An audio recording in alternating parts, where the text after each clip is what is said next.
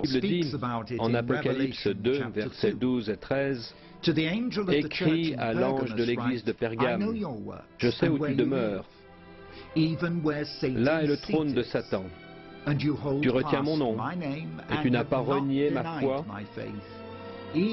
même au jour où Antipas, mon témoin fidèle, a été mis à mort chez vous, là où Satan demeure. » Le gigantesque autel de Pergame est l'attraction essentielle du musée de Pergame à Berlin. Son emplacement d'origine était en Asie mineure, la Turquie moderne. Le temple de Pergame, avec son autel, était le centre du culte à l'empereur. Le prix à payer pour avoir refusé de reconnaître l'empereur comme Dieu, sacrifice rituel sur l'autel.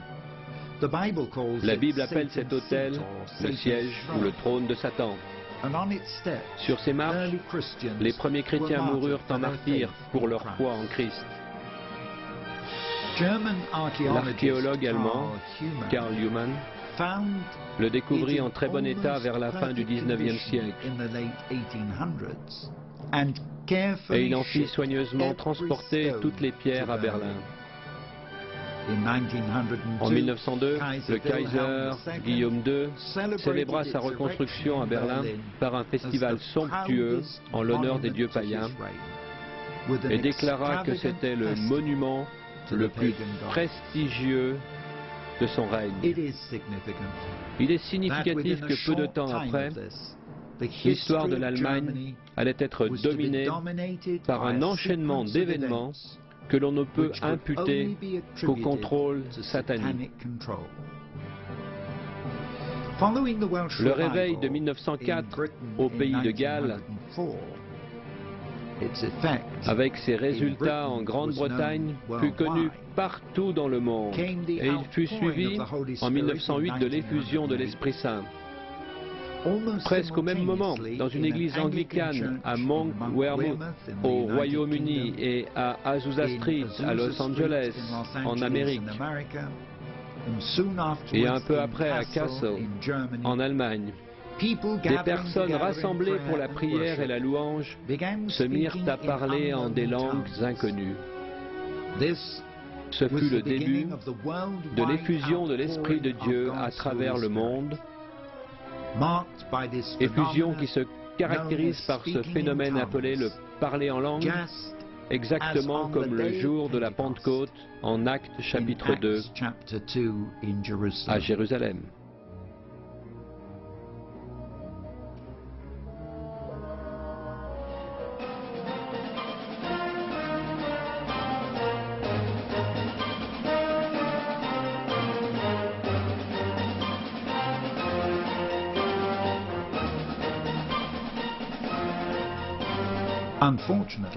Malheureusement, l'Allemagne devint le siège principal du rejet de ce nouveau mouvement de Dieu. À une réunion de l'Alliance évangélique d'Allemagne à Berlin, les églises évangéliques publièrent ce que l'on appelle la Déclaration de Berlin de 1909, avec les conclusions suivantes. Ce soi-disant mouvement pentecôtiste ne vient pas d'en haut, mais d'en bas. Ce sont des démons qui y sont à l'œuvre. Sous la conduite de Satan, des mensonges sont mélangés avec ruse à la vérité afin d'égarer les enfants de Dieu. Ni la fidélité personnelle de certains frères responsables, ni leur piété, ni les guérisons, ni les langues et les prophéties qui accompagnent ce mouvement ne peuvent ébranler notre conviction que ce mouvement vient d'en bas.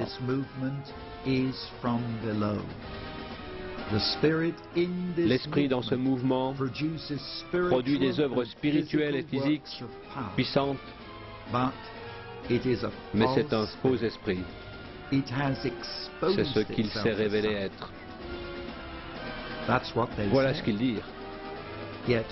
Pourtant Dieu promet dans sa parole en Joël 2 et Acte 2 qu'il répandra son esprit sur toute chair.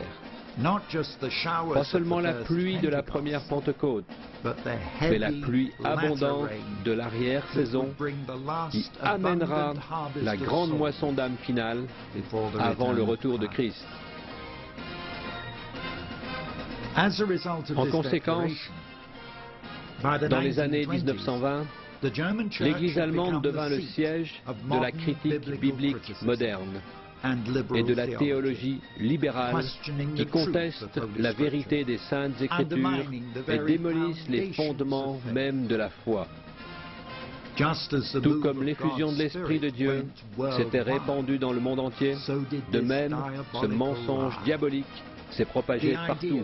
On soutint les idées suivantes. La Bible n'est pas la parole de Dieu. Ce n'est qu'un livre d'histoire, un recueil de poésie et de mythes, surtout l'incarnation de Christ. Dieu fut dépouillé de sa divinité, sa parole fut privée d'autorité, et donc le peuple juif fut destitué de son élection et de son appel, qui sont irrévocables. Avec la longue tradition d'antisémitisme de l'Église européenne, la voie était ouverte pour l'Holocauste des Juifs par Hitler, sans aucune protestation, ou si peu, des autorités de l'Église. Hitler était si impressionné par l'autel de Pergame à Berlin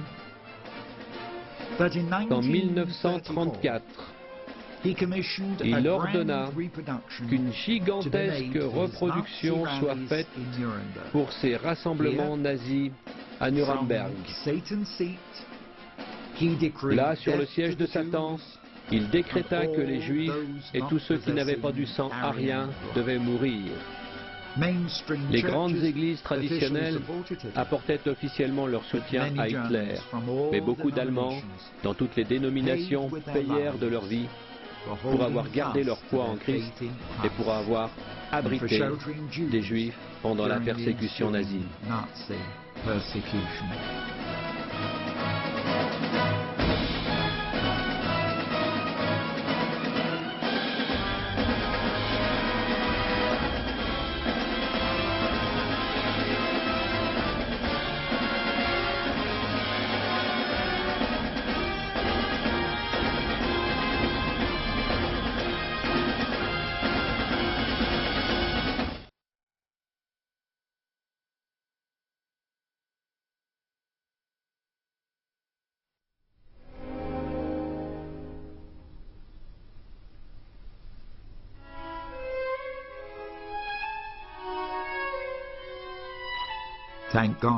Grâce à Dieu, depuis quelques années, sous la conduite des nouvelles églises charismatiques, il y a eu beaucoup de mouvements de repentance pour la déclaration de Berlin de 1909, notamment avec la Marche pour Jésus à Berlin en 1994.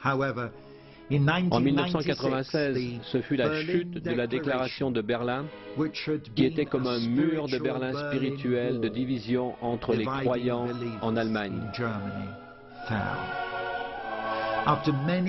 Après avoir mûrement réfléchi pendant bien des années, l'Alliance évangélique d'Allemagne et l'Union des églises pentecôtistes libres signèrent ensemble une déclaration de réconciliation qu'on appelle la déclaration de Kassel. Elles se mirent d'accord de prier ensemble pour le réveil et de travailler ensemble dans l'évangélisation. À présent, la porte est ouverte pour que l'Esprit Saint agisse. Mais à nouveau, Satan a fait une manœuvre significative.